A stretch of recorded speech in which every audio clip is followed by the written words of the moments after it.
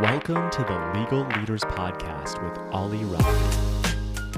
Today's guest is Steve Tonsfeldt, who's an M&A partner at Cooley based out of Palo Alto. Over the past several years, Steve has led legal teams in acquisition transactions, having an aggregate value of well over $100 billion. Steve has consistently been ranked by Chambers USA for almost 20 years and has been practicing law for almost 40. Steve is also a member of the advisory board of the Berkeley Center for Law, Business, and the Economy. Prior to law school, Steve worked as a CPA at Deloitte. Today's podcast covers Steve's career starting from his roots in Iowa, and we discuss valuable lessons for lawyers who are early in their careers. All right. Hey, Steve, thanks so much for joining. Glad to be here. It's a pleasure to have you on the podcast. Super excited to talk about your career and hear about some of the lessons we can learn from all the way back from starting out as an accountant to now being a partner at Cooley. I'd love to hear about what you were like when you were studying accounting in college in Iowa. Well, that was actually a somewhat roundabout journey, just like most things in life is roundabout. I certainly didn't go to college to be an accounting major. I drifted into that.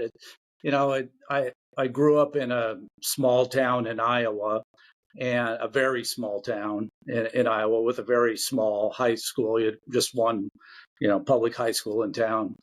And, when you're in that situation, you're actually just not completely aware of what the menu of possibilities are. You don't, there's not, the full range is not there. So I went to undergrad at University of Iowa and I started out as an economics major because I figured that was business. I didn't really have a great sense of what that actually meant, nor what I would do with that.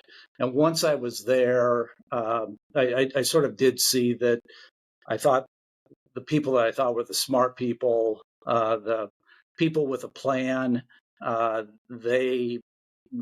lot of them, at least my contemporaries, were thinking about accounting, and I went into that with no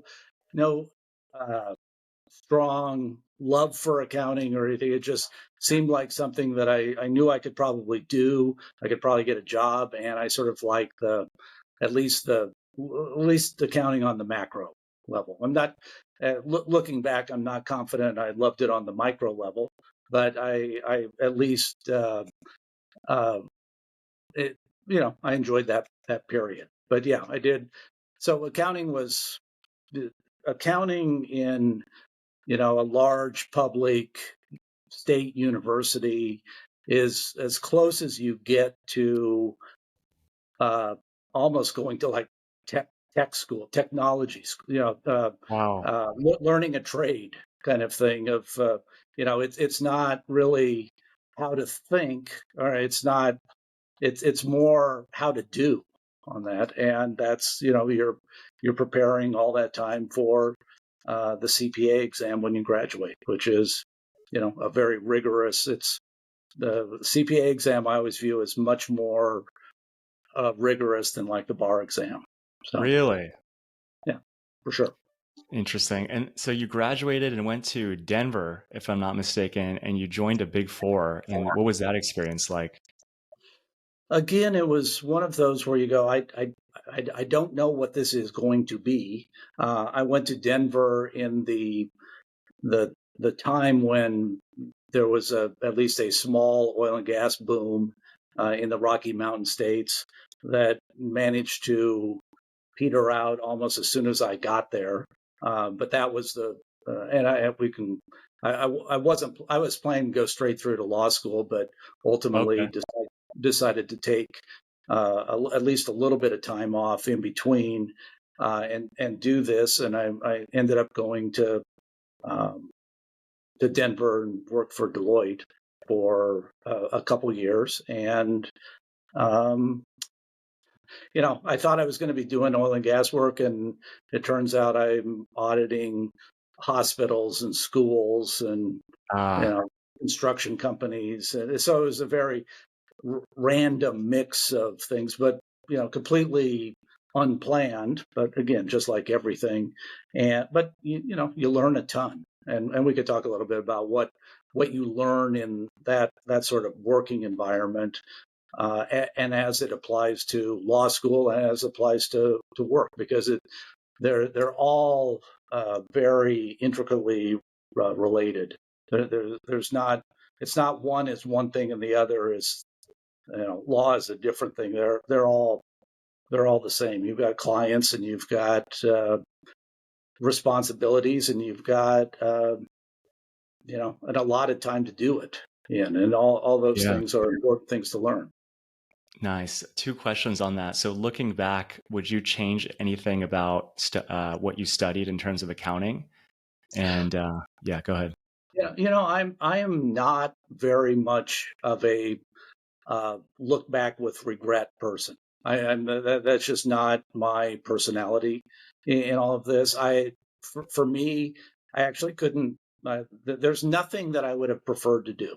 Let's say that Amazing. there might be some things that I would enjoy equally, but for me and where my life ended up going in the randomness of it all, where it ended up going, it was actually a perfect background for it. But it's also possible that the background led to where I went, and so that again, like everything is very related in all of this. And but no, I would actually do it again. And I've got a son in undergrad right now in business, and he's in a business school, and he has no interest in accounting, and I go, okay, well, that's just, that's okay. That's okay. Yeah. Because I do think that as a undergrad major takes a particular kind of person that is not everybody. And it's not as if it's perfect to be an accounting person. It's just, you've got to, that has to be the way your mind works. And that has to be the way you're getting out of college what you want to get out of college on that. Amazing. And at what point did you know you wanted to get your JD, and what motivated you to do so? You would think that would be a bright line before and after kind of thing. It wasn't. It was, even in high school, again, you don't have, it's not as if you've got large accounting firms in small town Iowa, or large law firms in small town Iowa. You just have no reference point for anything like that. So you didn't exactly know what you do as a lawyer, really, in all of this. And so uh, I would say, there's sort of the funny story, and then that's I don't know if that's the real story, but I always, and my parents will be clear on this, that, when I was 12, 13, 14, there was a movie that came out I think during that period. I know it was at least out by that point, called The Paper Chase. And it was a movie about a kid. I don't know if he was a small town kid, but just a kid as a 1L at Harvard. And somehow, even in, small town environment, I was going, well, that looked very interesting to me. And I thought that might be something that I wanted to do. So it was always there, sort of in the back of my head on all of that. I got to college. Again, there were people around me that were smart people, ambitious people that were applying to law school. And so I thought, I really, when I was, graduating as a senior, I thought, I think I'm going to go to law school. And I applied to law school straight while I was an undergrad. Oh, really? And yeah. And I took the LSAT, and, in a weird way, I sort of divide my life. If I actually have to look back, one is married versus unmarried, but it's also LSAT, pre-LSAT, and post-LSAT, because I did well. on the LSAT, and that sort of go, okay, now you can all of a sudden see a lot of things opening up that I might not have believed that might be possible, and with that, then I decided to apply. But then I decided, why don't I work for a little bit? And I'm very, very happy that I did. And we can talk a little bit about how that work experience works with law. But I decided, okay, I'm actually going to take an accounting job for at least a while and see how that works. But my ultimate plan was always probably, from at least senior year of undergrad, probably always was going to go to law school, because I got in as a senior, got into decent places, and I Okay. could sort of roll that forward a little bit. Very nice. So it was kind of a mix of motivations. And before we talk about your time at Berkeley Law School, for folks who are considering getting their JD, what's one of the best ways to determine if that's a path that they should pursue? Well, the thing with law is there is no certainly there's no single path, nor is there a single law. What I do could not be more different than somebody doing family law, for instance. We might as well. It's a lot closer. What I do is a lot closer to doing accounting than it is to doing family law, or appellate practice, or writing briefs or anything like that. So I think I would not. I hesitate to advise people to go to law school to figure that out. I Okay. think I think that people ought to. I think people do better going to law school with not a plan, but at least an interest, and that they're not going to law school to figure things out. Like spend some time, and maybe something will occur to them. I do think that there's some benefit in having a real interest in it, and not necessarily an interest in a career in law, because if you look at my class, and now that's decades ago, there's actually very few of the people of I picture my class as 280 or 300 people. I would say that people still doing straight private practice law firm work, and certainly big law firm work, as maybe a couple dozen out of that group. So there's a lot of Wow. different paths in all of this, and so yeah, it does. You don't have to go to law school certainly with the goal of being a big law firm partner, or because you could very easily straight out of school say, I'm going to go start my own private practice in my hometown, or something like that, and that all works. But it is uh, I just it shouldn't be a wheel spinning time, I don't think, myself. Yeah. But that's me, and I'm probably too practical on that stuff. Yeah, that's awesome advice. And I think a lot of the advice young people are given is to just talk to lawyers and figure out, is Yeah, this a path you want to go down? What do you think about that? I think that's actually uh, as good as you're going to get, because I also think practicing lawyers also are not universally happy. And it's good to actually get that little bit of reality check on this thing, that this is work. This is work, and this is stressful at times. And, it there are, it's not it's got its own issues, and you need to be prepared for those when you decide this is what you're thinking about doing, I think.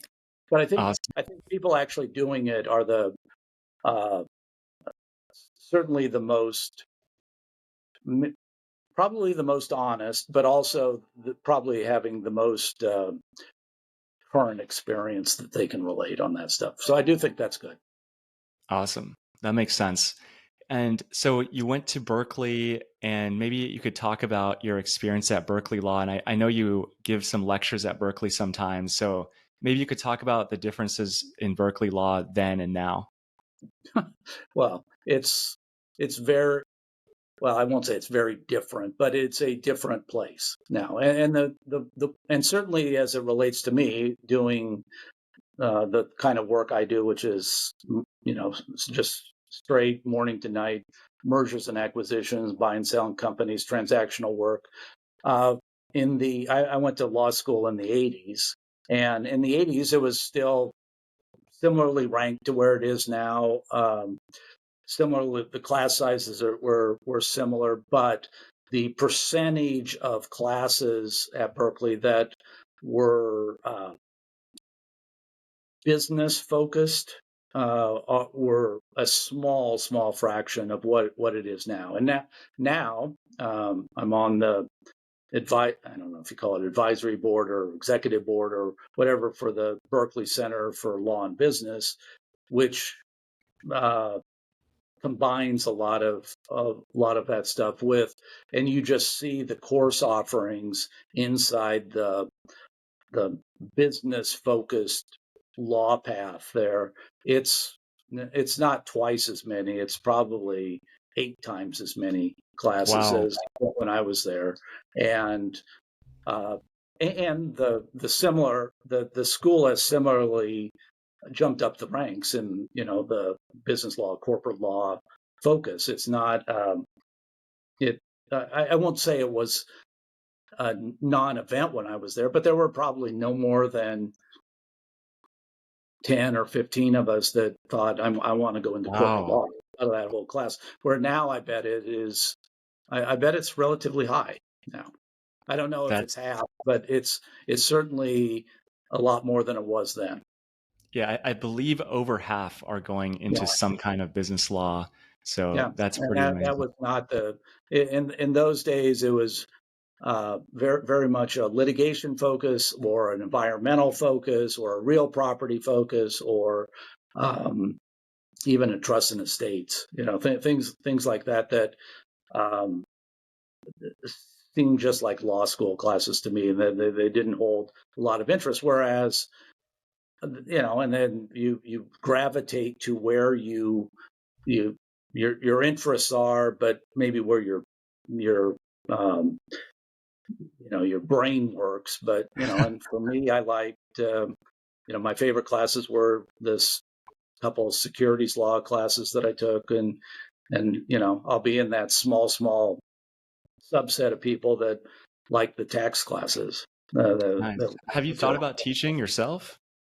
I think about teaching, and then I think about the preparation that is required for that, and that pushes me away. I taught a class, uh, several lectures last fall, for instance, at Santa Clara Law School, but it Nice. didn't require a whole lot of preparation because it was just it was the subject matter was what I do. So I figure I probably knew more about that than anybody in the room, and I'll probably talk about that. So, but I Yeah. did that. I think about it, but um, I just know it's not a passive commitment on that. So Yeah. it's a thought.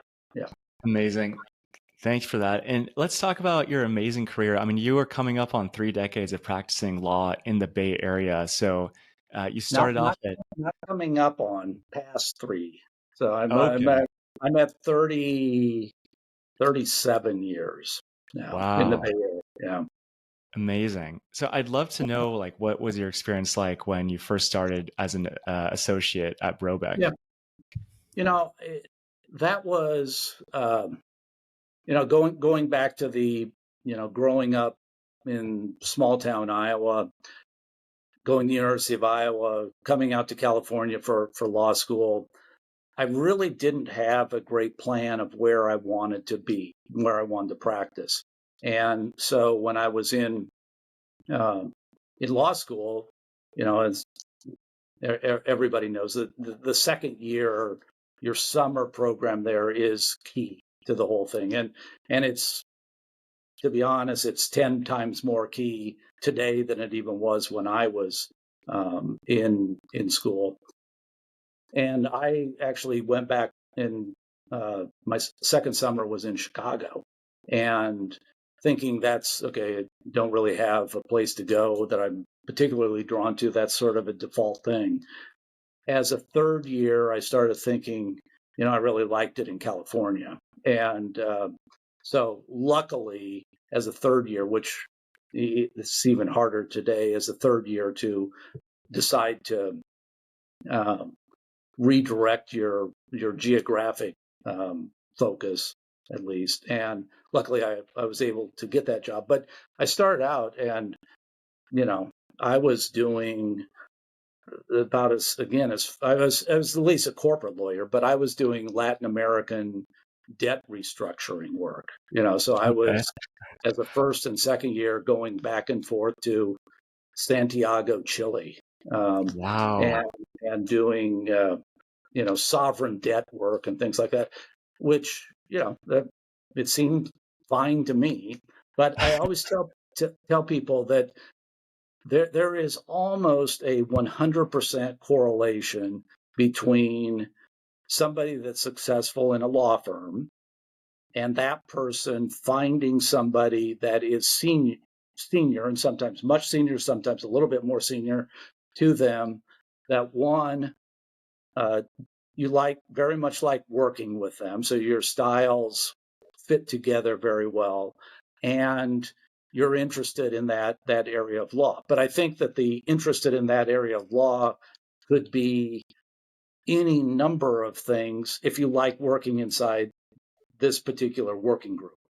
And like I always say, I could have very easily seen myself being a bankruptcy lawyer if that group would have been doing that kind of work. There's a lot of interesting things that you could do inside the broader world of corporate law and all this. This guy just happened to be focused on mergers and acquisitions, and he very much liked the fact that I was a CPA going into it, and so I could almost, as a first and second year, almost be a resource in a lot of that stuff. And we ended up working together for the rest of my associate time, and he ultimately was the primary sponsor for me for partnership. And that's where I come back to this 100% correlation that you always hear this talk about. Everyone needs a rabbi. I'm not Jew. I'm Lutheran, but but everybody needs a rabbi as a sort of a person that will, one is sort of like a mentor, but two is also concerned uh, about your well-being in all of this. And it's very difficult to do this kind of a job if you don't have somebody inside the bigger organization that takes a personal interest in your career, your development, your happiness, and that's an important thing to find. I think that goes way beyond law firms. I think that's in general true of almost any career, but it's for sure true inside a large law firm. And So, and so to then I did all that and then in those days, nobody really was only doing M&A work, and I was probably one of the first of the Bay Area. Um, there were several of us about my age that focused on M&A, and the funny part of it is we're still here. That group, and so I was a little unique that way. That's fantastic. And just to clarify, I want to go back to your point about creating those relationships internally. You're saying it's not enough to just do good work. You need to create a Well, relationship with a I small. do think that. I do think Okay. that. I think that you have to do good work. Hmm. You take that as a given.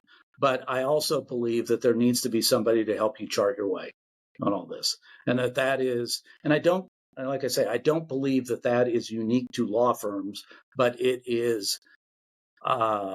You need somebody that has done it before and can help you not necessarily replicate their path, but at least understands what a path is versus what a path is not, and all of that. Understood. And so the best way to determine that is finding a practice group that has people you really like to work with and an area of expertise that you really like, and then just working on creating those relationships internally. I do. I think so. And as it's the virtuous circle here of good work typically helps create better relationships, and hard work and persistence and all of the normal. You just if you become someone that can be counted upon to produce, you've got a particular assignment, and you can do it well. It doesn't have to be perfect, but you need to move the ball forward on this. It is this virtuous circle of, as that happens, you start getting more responsibility. As you get more responsibility, you in effect get ahead of your class because you're being given more responsibility, and it just becomes this little machine that helps you inside a law firm. And if that isn't happening, I think you need to make a change, figure out a way to make a change so you have that as a possibility here, because there's no doubt about it that there are some things that will feel like dead ends here. Got it. That's fantastic advice. So just having that awareness and making that change when you realize you're in that situation. I'd like to pivot a little bit, Steve, and talk about what your time was like as an M&A partner during the dot-com boom. If you could talk about that, would be great. It was interestingly much like it was in 2021. 2021 for M&A was as busy as that. The thing with the dot-com boom was, let's call that 99 to July of 2000. That, I mean, at least that was the true boom. Then 97 to middle of 2000 probably is what you would probably say it was. But the interesting part about that is that it was all of that at that time for the lawyer world. The Northern California lawyer world was many, many, many young lawyers, let's say under 40, doing a lot of the biggest things. And that whole, because it was new, the market had not completely developed with 50 AmLaw 100 firms in town, and so it was very much, I won't say make it up as you go, but everything was new. Everything was new.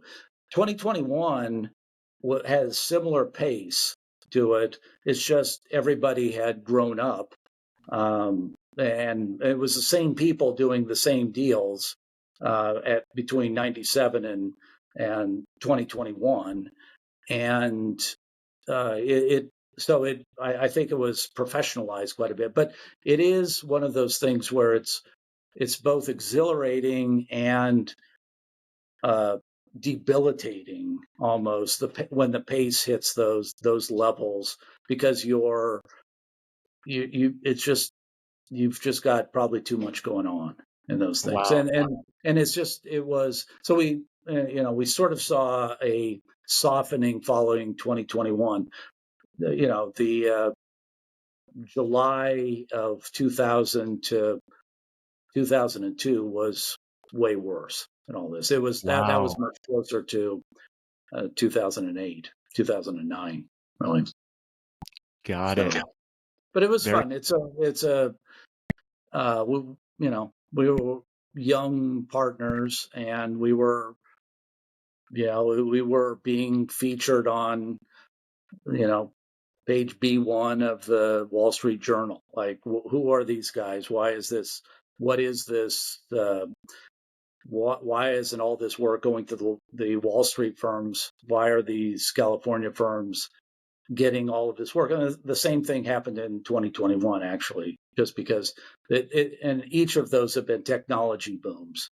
And, there's still always going to be a spot, um, the local firms here. Now, in that intervening period, there's been a massive move in by what you call out of town firms. And so I don't know what the number is, but it could easily be 50 of the AmLaw 100 are in, Palo Alto, Menlo Park, Redwood City. So, Wow. And this all happened after the dot-com boom or yeah, during? pretty much, or during to, most of the large, I mean, there's an individual story for almost every one of them, but the biggest boom was probably around 2000 on that. Amazing. And I'd love to talk about maybe some of the more recent deals you've been working on. And I know you've worked on some pretty amazing stuff with One Medical and Amazon, but I'll just open it up to you. If there's any deals that you would like to highlight that would be inspiring to talk about, that'd be great. Inspiring is probably too high of a standard for this, but it's well, yeah, the One Medical Amazon deal was an interesting one. Only one in the sense that it got a ton of press coverage, but two, it's a company like Amazon getting into healthcare. Okay, well and we represented One Medical in that, and it's so that's one, it was a decent sized deal, but two, this Amazon and the Amazoning of the world of getting into everything. Was interesting to watch that, and we'll talk a little bit about some of the antitrust that goes with that. But the most interesting part of that then was you announce this, and you get people were not particularly worried actually about the competitive issues with that. They were worried about data privacy on that and the medical records and things like that. Now you give those to Amazon, and what's going to happen in your Prime account on targeted ads and those kinds of things. And so we got there were letters from senators, from state attorney generals saying, please stop this deal. We're concerned about that. It's all been done under the guise of antitrust, but it was an issue to get through that. And that made it at least as interesting or as intense. Interesting is probably too soft of a word. It's an intense time where we're we're just random lawyers out in the sticks, and you've got U.S. senators that are interested in the deal and interested in stopping the deal.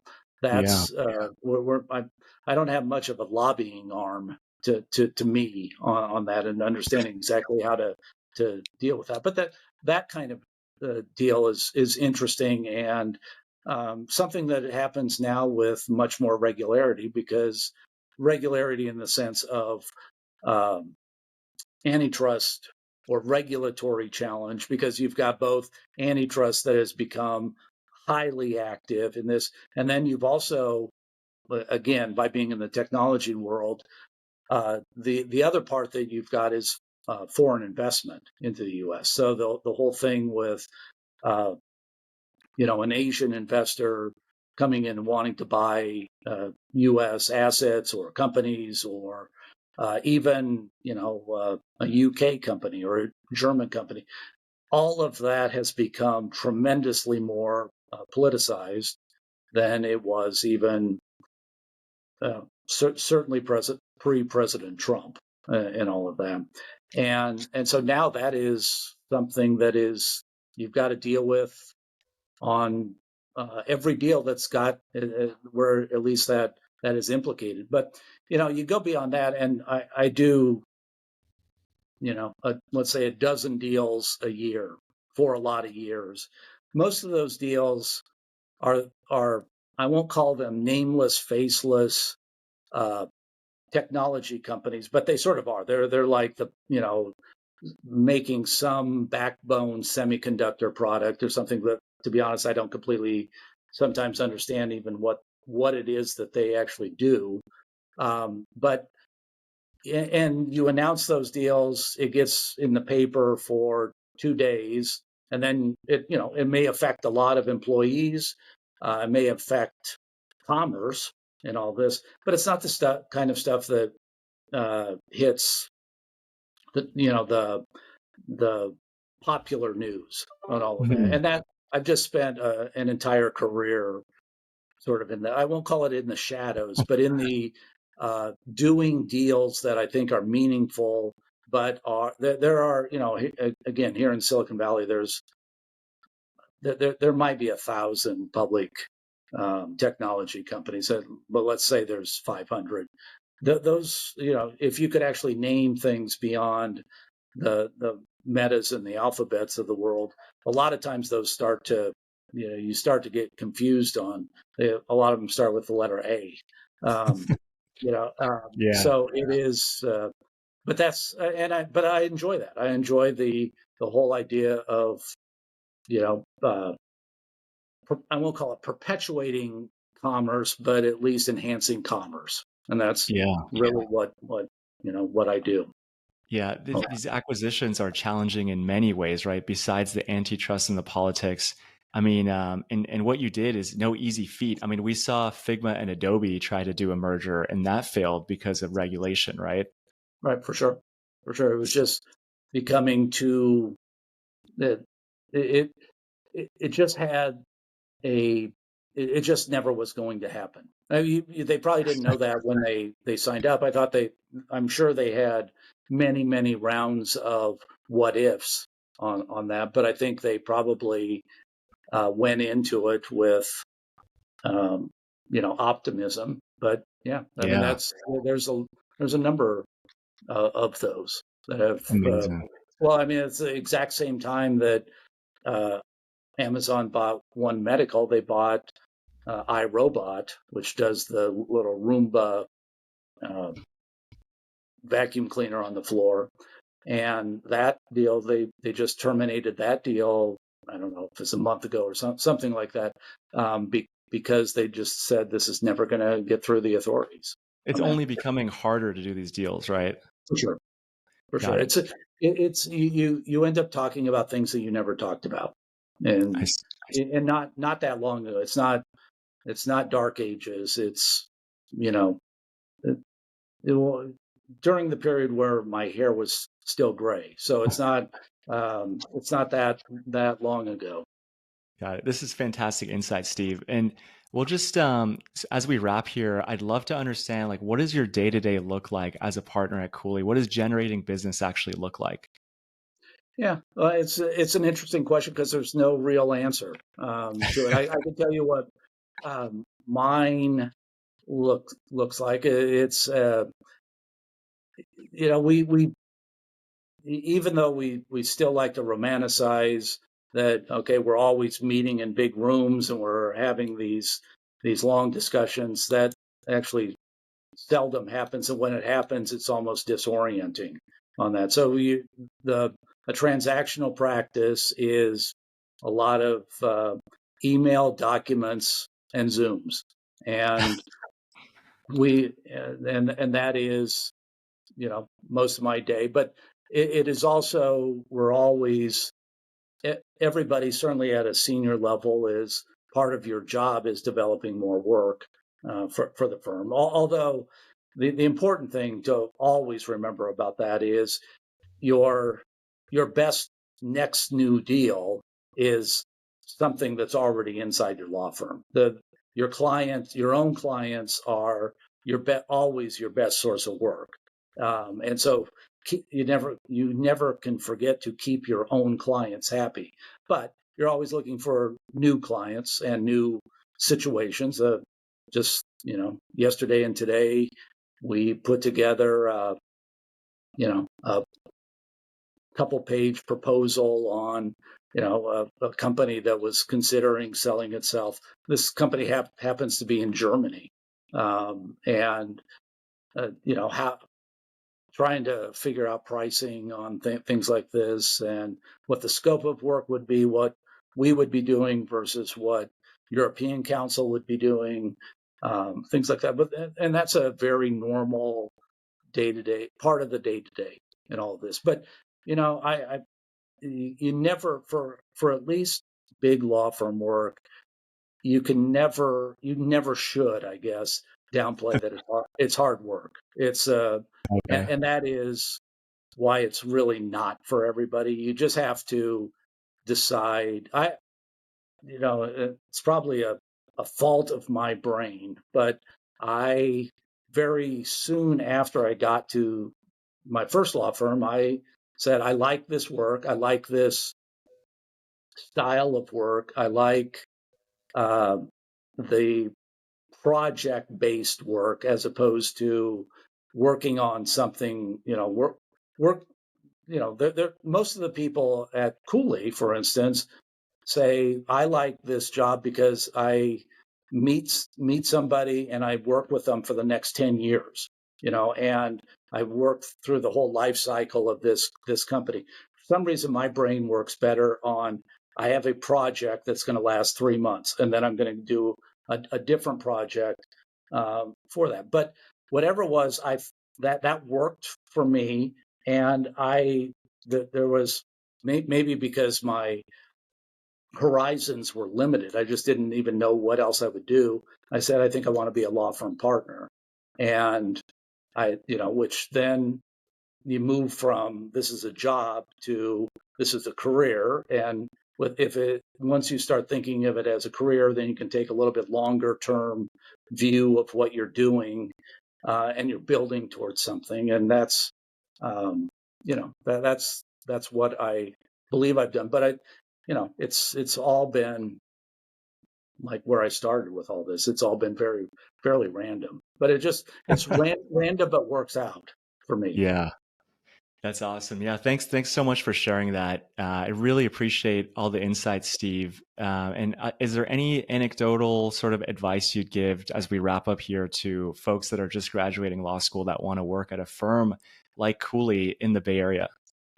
If I the thing I tell people, young lawyers here, probably the most of anything is be your authentic self. And in fact, because we've all got personalities and we've all got styles and we all have,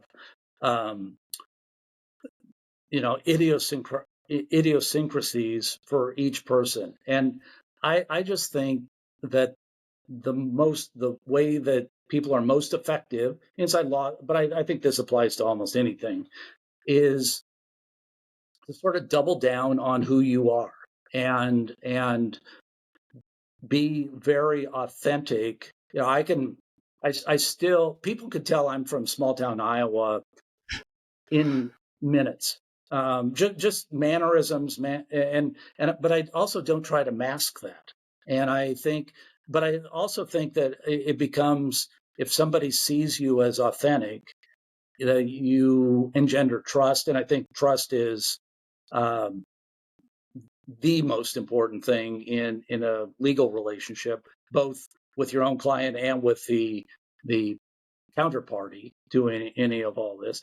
And as soon as people think you're putting them on something, I think you just lose some of that. And I also think that's not as fun or interesting. The other thing I always tell people is, it's easy, every law firm website, probably the hyphenated words solutions oriented probably sits there at some point. But I do think that the most important thing for a lawyer is to avoid becoming what I always call Dr. No, as in avoid being the person that people go to be told why they can't do something.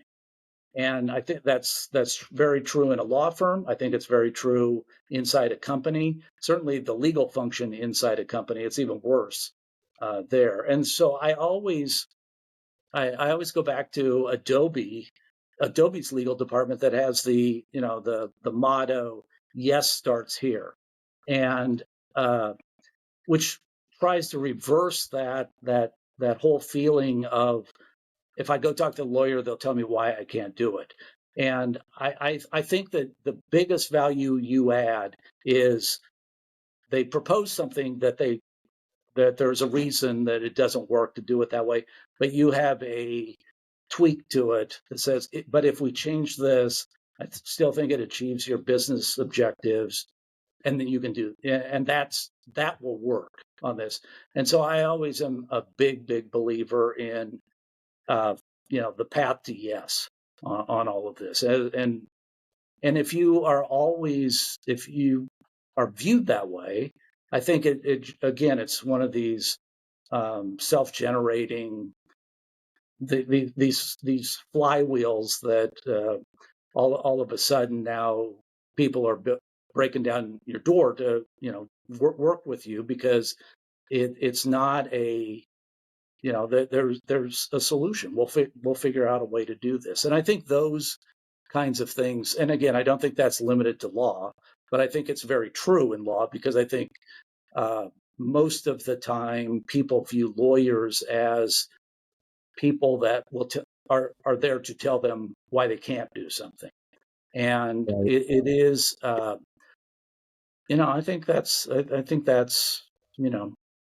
big stuff. And I think that's, and so it's easy at least to remember all of that. And, and I also don't want to go on and on, but it is, I also think it's, you sometimes, everybody in this position, certainly in a law firm, when you look at your own billing rate, you go, I can't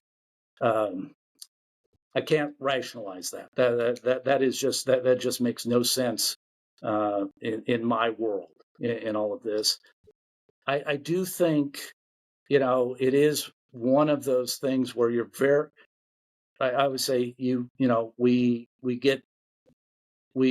work by the hour, but we get paid for our judgment in all of this. And so there's the hard work part of this, and the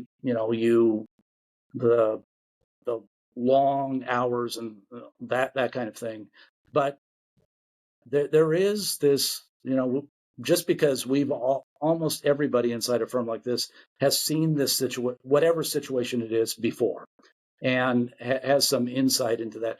And I think it's important to get past this feeling of being an imposter in this situation, and put yourself out there and say, here's what I think on that. And typically, and it's one of those things where I go, you just got to trust your training on it. And you don't know if you're right, don't know if you're wrong, but here's what based on my training, here's what I think the answer is. And one, usually you're right, but two, I think that's how, again, you develop your relationship with the people around you on that, is being willing to, I won't say stick your neck out, but at least say what you're thinking, and trust it on that. So Truly powerful perspective. Be genuine, find a path to yes, and everything will work out. Awesome, yeah. Steve. Well, thank you so much. I look forward to seeing more deals on LinkedIn that you're working on, and I really appreciate your time today. Okay. Well, thanks.